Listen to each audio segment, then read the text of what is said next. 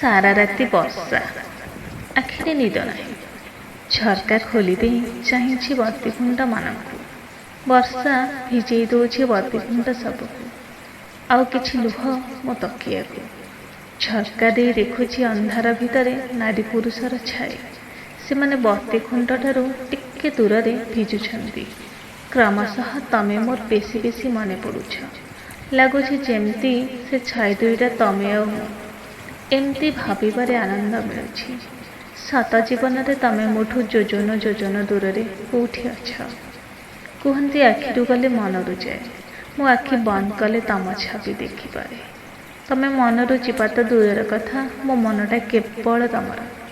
कान बंद करदेले भी शुणिपारे तमे कहिथिबा प्रत्येकटी कथा। बेलकु बेल बसा बढ़िबारे लागिछि। ता सह मो हृदस्पंदन भी। सकाळ होला बेलकु हुए तो वर्षा छाड़ी जाइथिबो। बतुरा माटी सुखी सारिथिबो। हेले पूर्ववत तमे मो हृदय रे श्रावणर ऋतुटिए होई सिक्त करुथिबो मोर प्राणकु।